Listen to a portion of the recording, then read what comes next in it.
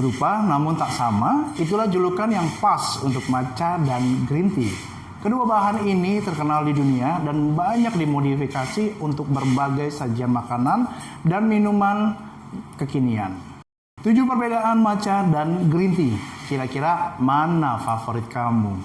Yang pertama, cara budidaya. Matcha dan green tea memang berasal dari tanaman yang sama, yakni Camellia sinensis. 80% keseluruhan teh hijau berasal dari Cina, sedangkan sebagian besar matcha dibudidayakan oleh Jepang.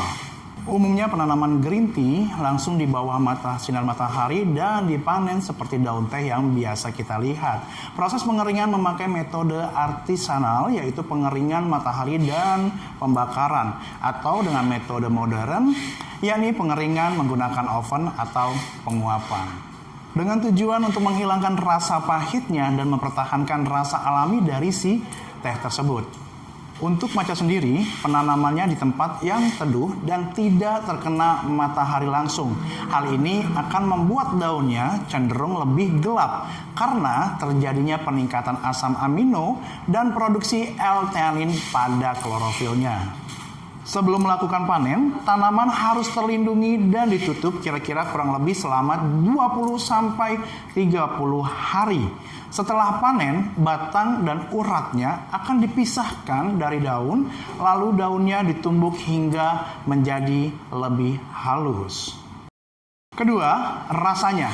Dari rasa, keduanya pun sudah pasti berbeda di lidah. Teh hijau mempunyai rasa yang lebih menyegarkan dan lebih ringan dengan ciri khasnya yang harum, asam, dan agak sedikit pahit seperti teh pada umumnya. Sedangkan untuk matcha sendiri cenderung lebih kental, creamy, dan aftertaste-nya lebih sweet. Yang ketiga, warnanya. Apabila kita menyeduh keduanya dan kita meletakkan secara bersamaan, akan terlihat perbedaan warnanya. Green tea cenderung memunculkan warna hijau bening atau lebih jernih, sedangkan matcha akan memberikan warna hijau yang lebih pekat dan terang. Keempat, cara mengkonsumsinya. Untuk menikmati kedua minuman ini, cara membuatnya pun berbeda. Cara mengonsumsi teh hijau cukup sederhana, hanya menyeduhnya dengan air panas saja sehingga sarinya keluar. Lalu saring dan tambahkan gula jika memang diperlukan. Sementara untuk matcha, agar rasanya lebih nikmat lagi, biasanya akan dikombinasikan dengan susu, creamer, dan berbagai macam topping. 5. Teksturnya. Perbedaan matcha dan green tea selanjutnya yaitu dari teksturnya yang mencolok dan sudah pasti lebih mudah ketika membedakannya. Matcha punya tekstur yang lebih lembut dan halus seperti bedak tabur karena hasil dari penumbukan. Sedangkan teh hijau teksturnya sama seperti teh yang lainnya atau yang pada umumnya dari daun yang kering berwarna hijau kecoklatan dengan bentuknya yang kasar sehingga ketika menyeduhnya pasti akan ada ampas yang terlihat. 6. Kandungan kafeinnya. Keduanya sama-sama mengandung kafein.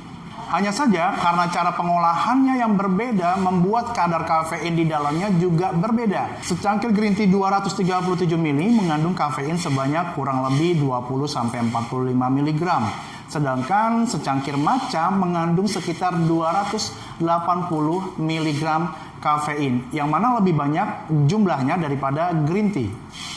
Sehingga efek yang bisa didapatkan ketika mengkonsumsi teh hijau membuat badan lebih rileks, sementara matcha membuat lebih terjaga.